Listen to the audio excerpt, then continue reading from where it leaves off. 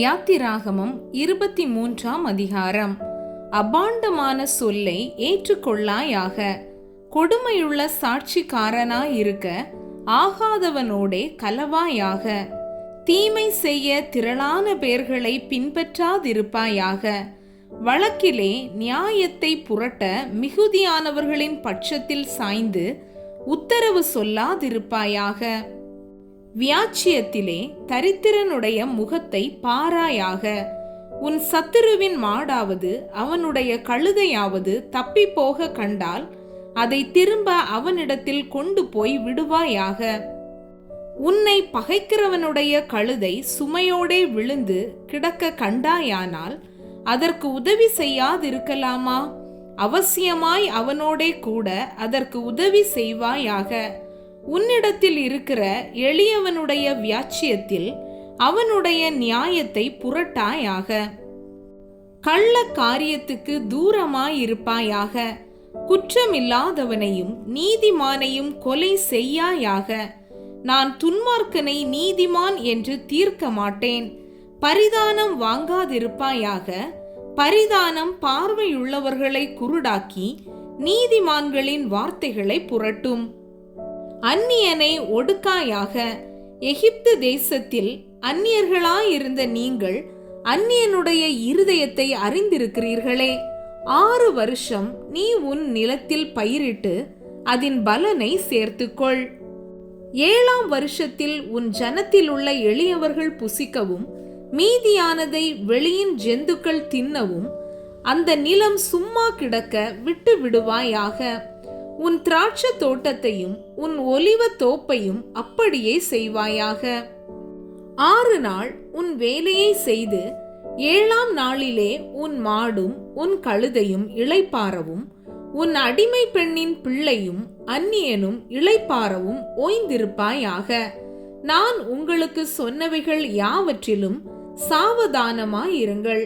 அந்நிய தேவர்களின் பெயரை சொல்ல வேண்டாம். அது உன் வாயிலிருந்து பிறக்க கேட்கப்படவும் வேண்டாம். வருஷத்தில் 3 தரம் எனக்கு பண்டிகை ஆசரிப்பாயாக.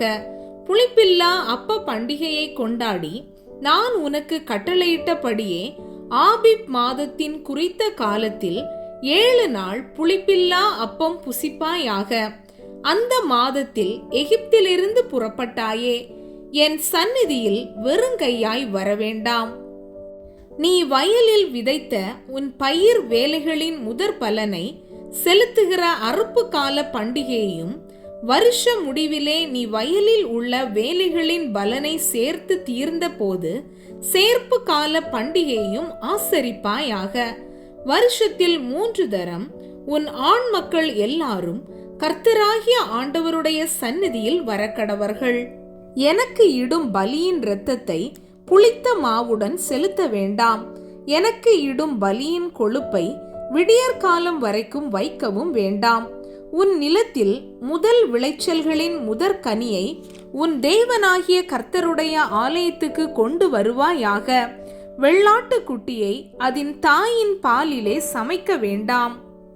வழியில் உன்னை காக்கிறதற்கும் நான் ஆயத்தம் பண்ணின ஸ்தானத்துக்கு உன்னை கொண்டு போய் சேர்க்கிறதற்கும் இதோ நான் ஒரு தூதனை உனக்கு முன்னே அனுப்புகிறேன். அவர் சமூகத்தில் எச்சரிக்கையாயிருந்து அவர் வாக்குக்கு செவிகொடு. அவரை கோபப்படுத்தாதே. உங்கள் துரோகங்களை அவர் பொறுப்பதில்லை. என் நாமம் அவர் உள்ளத்தில் இருக்கிறது. நீ அவர் வாக்கை நன்றாய் கேட்டு நான் சொல்வதையெல்லாம் செய்வாயாகில் நான் உன் சத்துருக்களுக்கு சத்துருவாயும் உன் விரோதிகளுக்கு விரோதியாயும் இருப்பேன். என் தூதனானவர் உனக்கு முன் சென்று எமோரியரும் ஏத்தியரும் பெரிசியரும் கானானியரும் ஏவியரும் எபூசியரும் இருக்கிற இடத்துக்கு உன்னை நடத்தி கொண்டு போவார். அவர்களை நான் அதம் பண்ணுவேன். நீ அவர்களுடைய தேவர்களை பணிந்து கொள்ளாமலும் சேவியாமலும் அவர்கள் செய்கைகளின்படி செய்யாமலும் அவர்களை நிர்மூலம் பண்ணி அவர்களுடைய சிலைகளை உடைத்து போடுவாயாக. உங்கள் தேவனாகிய கர்த்தரையே சேவிக்க கடவீர்கள். அவர் உன் அப்பத்தையும் உன் தண்ணீரையும் ஆசீர்வதிப்பார். வியாதியை உன்னிலிருந்து விலக்குவேன். கற்பம் விழுகிறதும் மலடும் உன் தேசத்தில் இருப்பதில்லை. உன் ஆயுசு நாட்களை பூரணப்படுத்துவேன். எனக்கு பயப்படும் பயத்தை உனக்கு முன் செல்லும்படி செய்வேன். நீ செல்லும் இடமெங்கும் உள்ள ஜனங்கள் எல்லாரையும் கலங்கடித்து உன் சத்துருக்கள் எல்லாரையும் முதுகு காட்ட பண்ணுவேன். உன் முகத்திற்கு முன்னின்று ஏவியரையும் கானானியரையும் ஏத்தியரையும் துரத்திவிட குளவிகளை உனக்கு முன்னே அனுப்புவேன். தேசம் பாழாய் போகாமலும் காட்டு மிருகங்கள் உனக்கு விரோதமாய் பெருகாமலும் இருக்கும்படி நான் அவர்களை ஒரே வருஷத்திற்குள்ளே உன் முன்னின்று துரத்தி விடாமல் நீ விருத்தி அடைந்து தேசத்தை சுதந்தரித்துக் கொள்ளும் வரைக்கும் அவர்களை கொஞ்சம் கொஞ்சமாய் உன் முன்னின்று துரத்தி விடுவேன். சிவந்த சமுத்திரம் தொடங்கி பெலிஸ்தரின் சமுத்திரம் வரைக்கும், வனாந்திரம் தொடங்கி நதி வரைக்கும் உன் எல்லையாயிருக்கும்படி செய்வேன். நான் அந்த தேசத்தின் குடிகளை உங்கள் கையில் ஒப்பு கொடுப்பேன். நீ அவர்களை உன் முன்னின்று துரத்தி விடுவாய். அவர்களோடும் அவர்கள் தேவர்களோடும் நீ உடன்படிக்கை பண்ணாதிருப்பாயாக. அவர்கள் உன்னை எனக்கு விரோதமாக பாவம் செய்ய பண்ணாதபடிக்கு உன் தேசத்திலே குடியிருக்க வேண்டாம். நீ அவர்கள் தேவர்களை சேவித்தால் அது உனக்கு கண்ணியாயிருக்கும் என்றார்.